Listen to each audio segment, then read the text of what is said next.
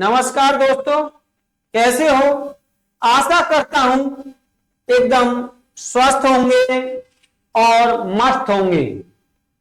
तो दोस्तों, आज मैं short video 12 short trick 12th में मैं किसी संख्या के कुल गुणनखंडों का योग पर सम गुणनखंडों का योग, विषम गुणनखंडों का योग, अभाज्य गुणनखंडों का योग पढ़ाने जा रहा हूं।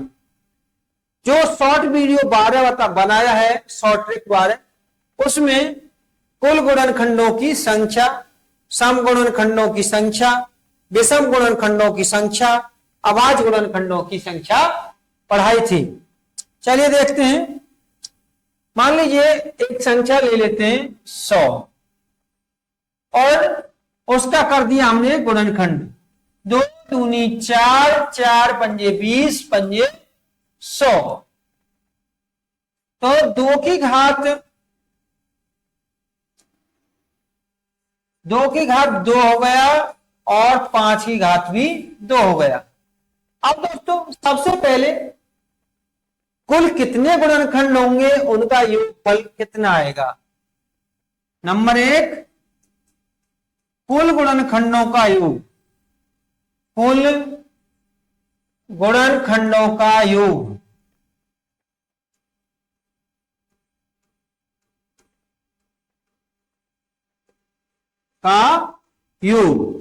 तो देखो दोस्तों, जैसे 2 की घात यहां 2 है, 2 की घात कितनी है दोस्तों, यहां पर 2 की घात 2 है, तो हम 2 की घात 0 और 2 की घात 1 और 2 की घात 2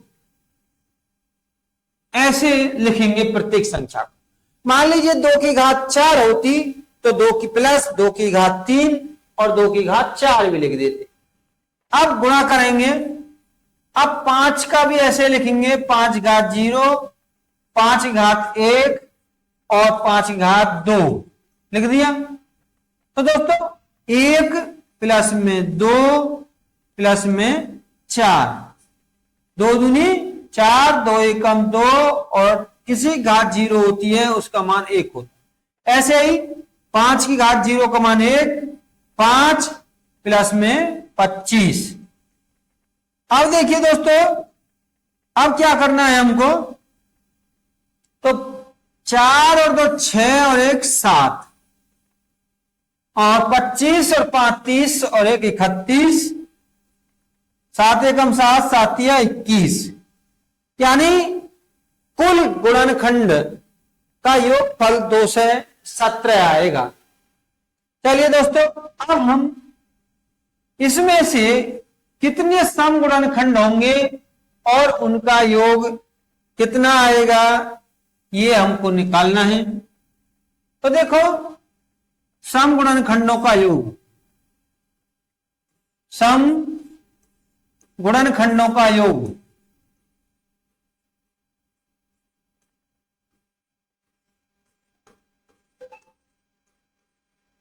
खंडों का योग।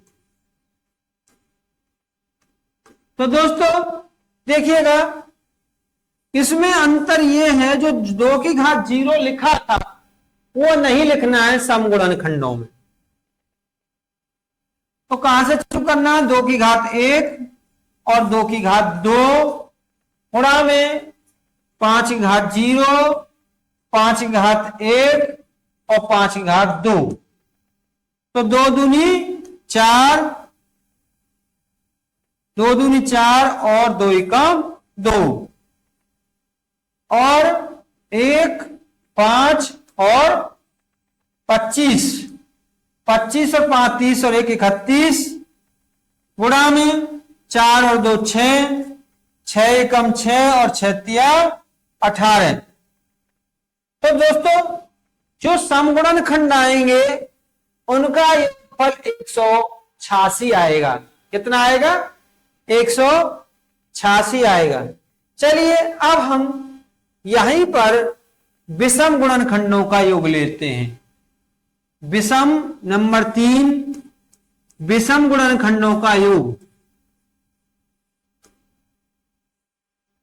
तो विषम गुणनखंडों में क्या है, जो 2 का हिस्सा है 2 की घात है उन्हें बिल्कुल छोड़ देंगे। ये लीजिए छोड़ दिया अब हमने।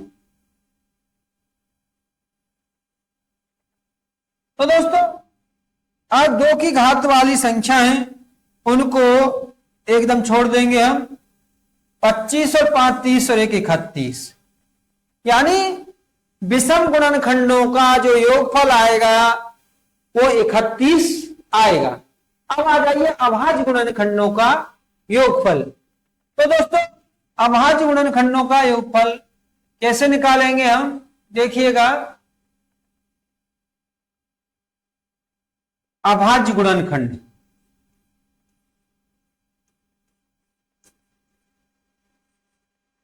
अभाज्य गुणनखंडों का योगफल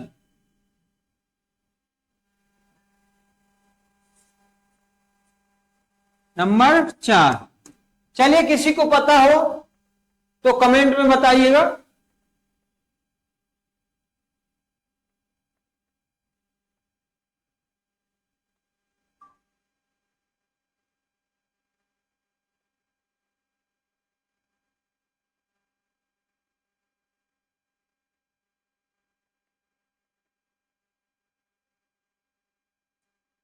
वेरी गुड, बहुत अच्छा कमेंट किया है। ये जो अभाज्य गुणनखंड है एक 2 है और एक 5 है, तो अभाज्य गुणनखंडों का योग आया 7। चलिए दोस्तों मैं बहुत ही छोटा सा एक प्रश्न देता हूं, उसका आपको आंसर बताना है।